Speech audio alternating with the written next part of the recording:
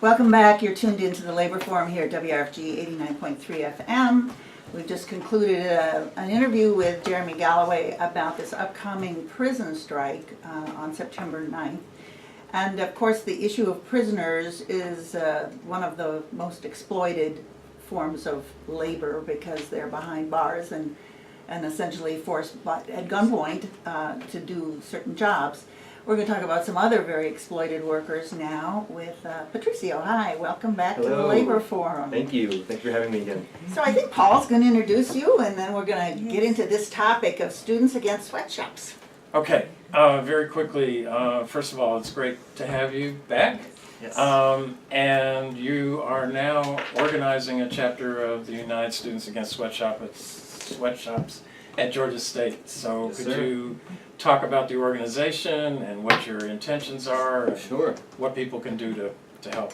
Yeah, well, for us college students in the South, not a lot of people may have heard of USAS, but USAS, United Students Against Sweatshops, they have chapters all over the country in different universities, both public and private universities, mostly in the North and the Midwest.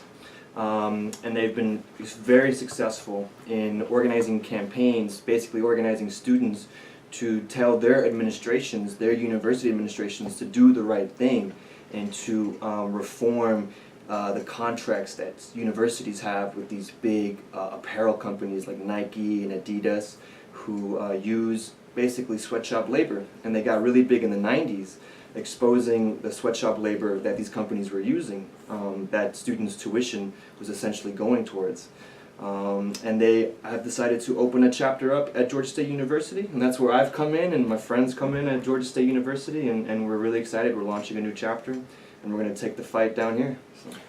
Can you say a little bit about which countries these apparel garment industries are located and what the conditions are that the workers are dealing with?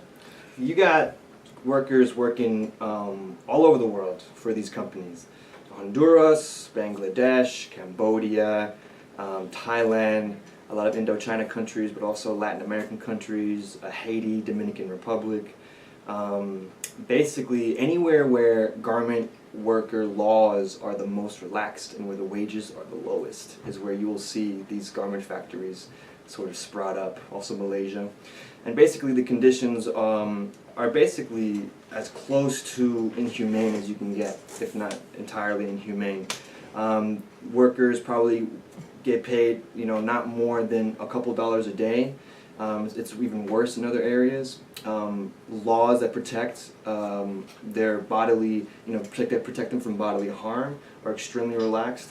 They have no recourse for any discrimination or any kind of harassment that takes place on the jobs. Garment factory work is unfortunately where you see a lot of sexual harassment take place at the hands of the boss. Overall, it's work that has moved from here in the West and has been moved overseas to the third world, where wages are much lower than in the West. But yeah.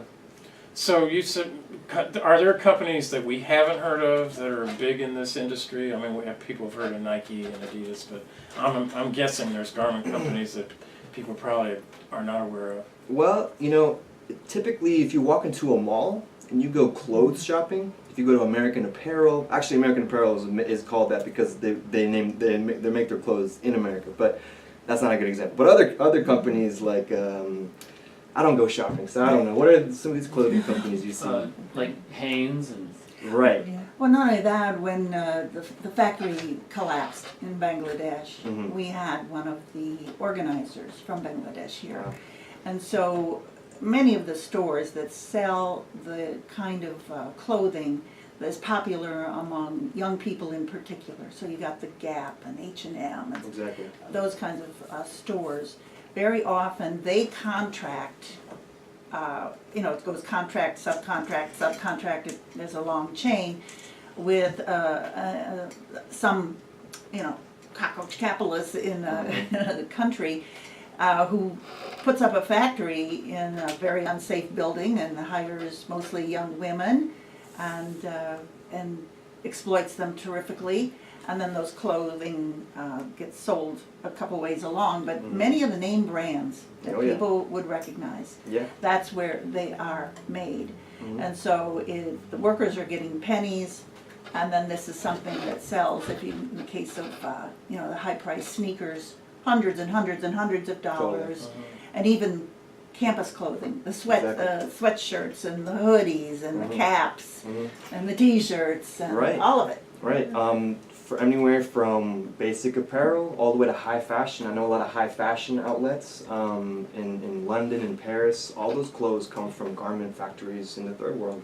And that point you make about how these companies have been able to move production overseas to sort of wipe their hands clean of any responsibility. That's a big part of their business model, because I think Georgia used to be home to a significant portion of the garment industry in this country, maybe like 50 years ago or more. And all those factories have been moved overseas, so that when those workers overseas try to form a union, these companies like H&M, Nike, they can say, well, listen, we're not your employer. We hire these other guys in your country. We subcontract to them, and you have to fight with them. But really, it's a way of avoiding the union, because ultimately, the existence of that factory is just predicated on the contract that they have with the large company, with the large corporation. And what's interesting about USAS is, this is the beauty about USAS, and for any GSU students listening right now, we have unique abilities, we have a unique power with these companies, because we can tell our universities who have these $1 million contracts with Nike and Adidas and these other companies that make our clothes.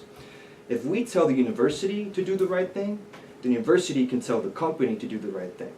And since the university is a major customer for these companies, if Georgia State University tells Nike to jump, Nike says how high.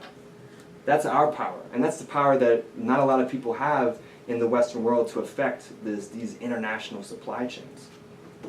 Christopher, you had a question? Oh no, there was just something that was like making me think, because like I did screen printing for like so many years, and as I was like did screen printing, you would open up the boxes and I would see all these different companies, and like one of the weird things is that like a lot of us will feel like we're supporting like local business, and we have freed ourselves from that. Like in screen printing, we'll go to like your friend or whatever, and you'll get a T-shirt made for yourself, and you'll forget like every other piece that went along with that.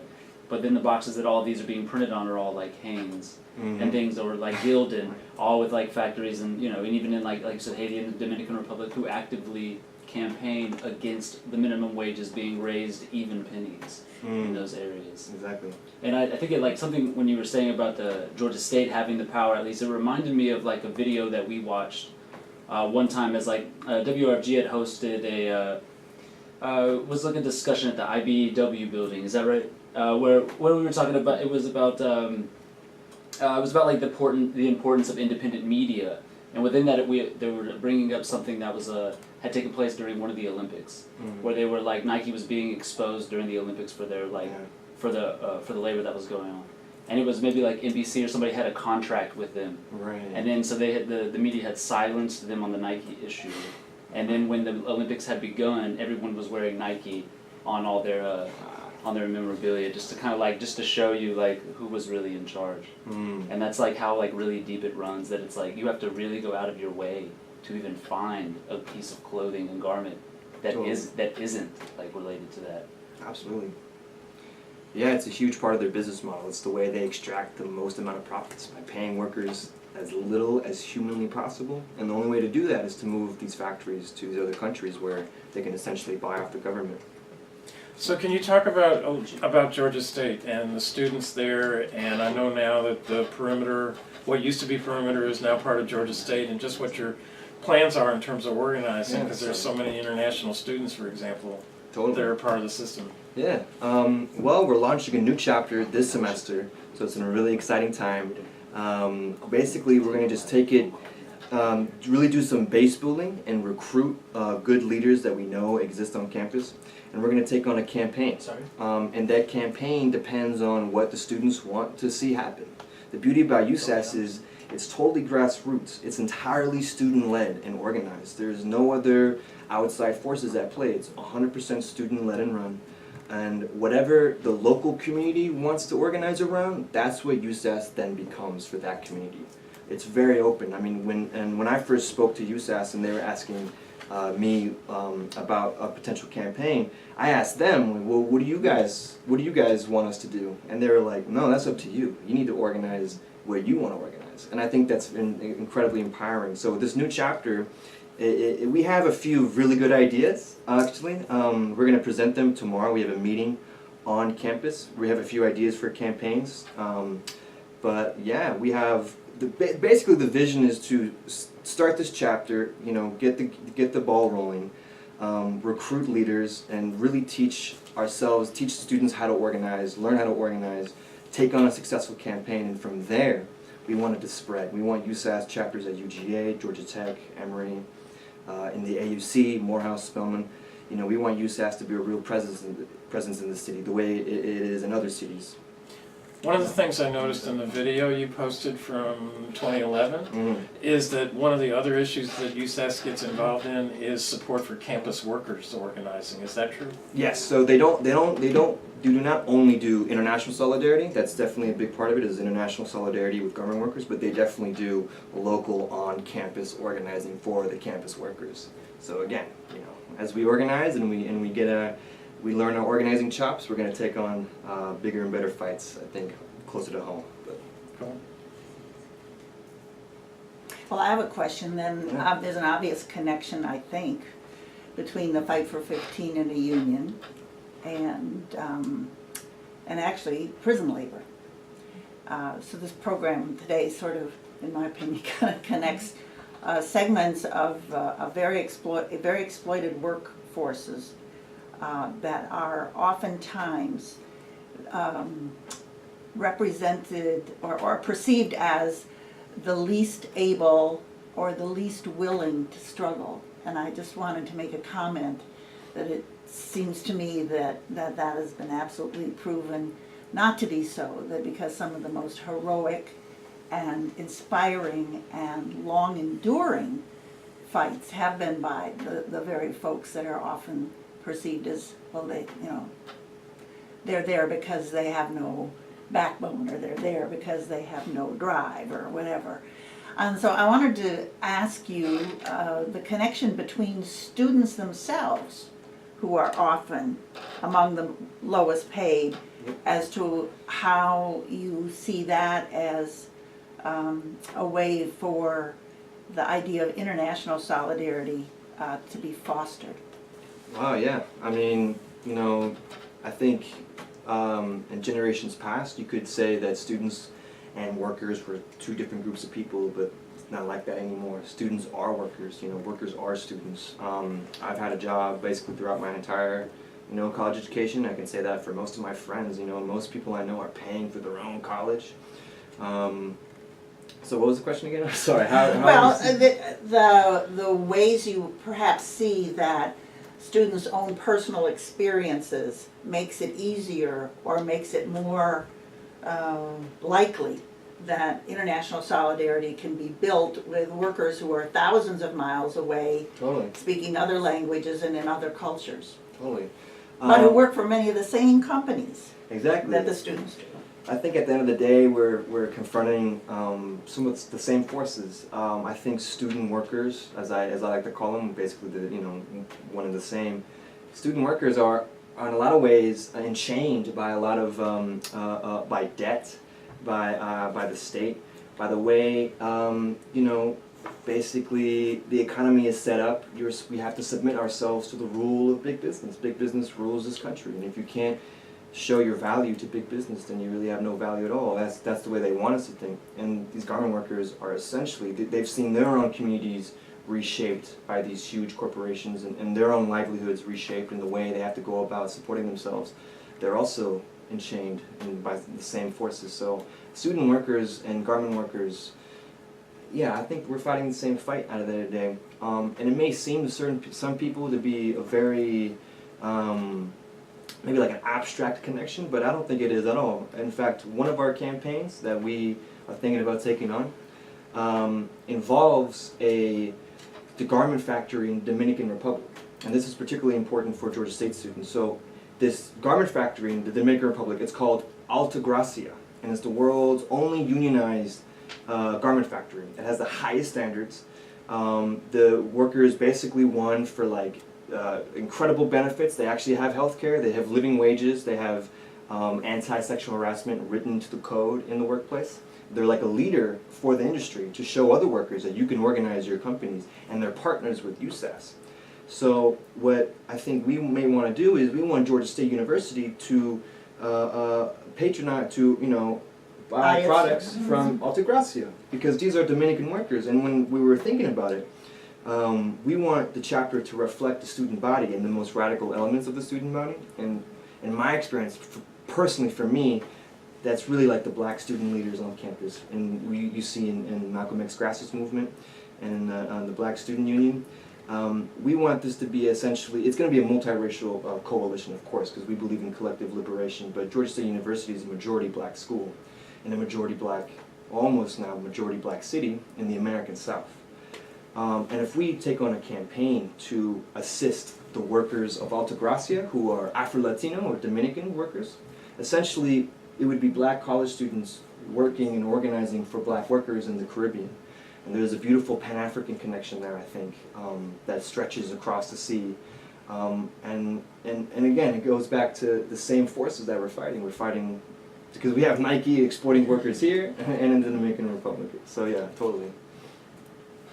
I would have said we had a caller call in during one of the discussions that she just wanted to bring up that while the conditions of some of these shops are completely unfavorable, they're also dealing with chemicals that are unique to the garment industry, that are that may seem to be like out of sight and out of mind for us, and are but we're wearing these garments that are being treated with these chemicals that are like she says they're being revealed in our bloodstream and being revealed in like umbilical cords of like children who are being born, and so these like connections between like what we're actually experiencing and maybe not knowing that we're taking in and putting on our backs because where they're created there's no regulation. Exactly. Yeah, exactly. And at the end of the day, it comes to just a lack of power. You know, workers have no power to decide for themselves, like what kind of conditions they want to be working in, what kind of products they want to be using, what kind of, you know, health hazards they want to subject themselves to. And you're absolutely right. The garment industry, like the caller very correctly pointed out, is not just a matter of wages. It's I think an environmental issue as well, environmental justice issue as well, considering the way it affects the land and the people. And again, Georgia State students, like we have the power, a unique power, in telling these companies what to do because they have to listen to us. So as long as we don't flex our muscles that we have and we don't use our voice, you know, we're not going to help the workers gain their own power to fight these crazy things that are happening. Could you say a little more about the potential you see, because we've identified in the city, in a lot of our discussions here about the silo, people are working on that issue, but they're not connecting the dots, and how that can be done on a campus. And you mentioned already the potential with African American students. Can you see how, in terms of an overall student movement, how USAS could play a role in bridging other issues? Totally. I mean, I think just in the last year, they've successfully organized at least half a dozen campaigns. I think the most recent one was University of Pittsburgh. USAS wins. They take on campaigns that they win. And I want to win. Georgia State students want to win. So to me, what USAS represents, it represents a serious learning opportunity to learn about how capitalism works around the world, to see our own worker struggles in those workers who are thousands of miles away, to see that connection, but to also to learn how to organize the serious skills it takes to take on a campaign, an escalating campaign in which you're really challenging structural power and you're forcing them to change the way they do business, right? And if students can learn how to do that, they can take those same skills and move on to other organizations and other fights and take what they learn and really branch out. Because college years are supposedly the most formative years of our lives. It's the years that we're going to learn what we need to be equipped with, what we need to know to then go about changing the world. So I think for any, especially freshmen, I remember when I was a freshman, I didn't know what to get involved with. I had no idea. It was all these clubs on campus. There's a lot of good clubs, but I didn't really understood like what role I could play. I think USAS can be a place where especially freshmen can come in, find out what they're good at, what they want to do, what their unique abilities suit them best for, and to find their place, whatever creativity they may have in our campaign, and learn how to organize and win, so that as they mature and they grow older and they see other fights, go on and fight other fights too. And that's what's radical about what you're saying in terms of the culture of decision making, where people are going to be empowered to make decisions and not walk in the room with everything already decided. Totally. We know certain goals. We have certain ideas, but yeah, we want the students to decide for themselves what is the fight we should take on. And I can't say that. I can speak for myself, but I can't speak for other Georgia State students. So we have just a few minutes left, and so let's get to the brass tacks, which is if our listeners out there, and if they're Georgia State students or any other student or any other worker, for that matter, who would be interested in attending this meeting or getting in touch or looking on a website or just finding out more. So spill all the beans about how people could become engaged with USAS. Absolutely. Well, we have our first kickoff meeting for Georgia State University. All students are welcome, students from other universities. If you want to come out and see what it's like, maybe you might be interested in forming your own chapter, by all means, you should come out. But especially every Georgia State University student is listening. Come out tomorrow, 6 p.m. We're going to be on the second floor of Langdale. We have 2 classrooms available. We're not sure which one we're going to take. But second floor of the Langdale building downtown, 6 p.m. tomorrow. We have our first kickoff meeting in which we're going to bring everybody in, introduce them to USAS, and get to work and get to meet everybody. For people who don't know about where Langdale is, So, You could say that Langdale Hall, if you are familiar with the Georgia State campus area, there you go. Langdale Hall is one of the halls that is connected in the plaza area. Exactly. And it's like it will have a giant thing that says Langdale across the front of it, but it is one of the buildings connected in the plaza area.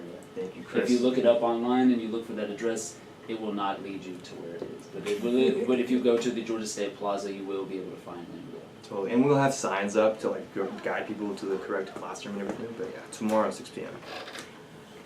all right, and so national USAS websites. Yeah, you can Twitter, go to Facebook. There's a national. There's a Facebook page. You can just Facebook search USAS. It's USAS, United Students Against Sweatshops. There's also the national website, www.usas.org, and there's a trove of great information on usas.org. So you check out all of it. Thanks a bunch, Patricio. This was a good Thank you. interview, very informative, and I want to thank you. And I know that you'll be back many times to let us know what's going on, because Thank you so we much. want our labor forum audience to absolutely be engaged in this. Thank you so much. You're very welcome.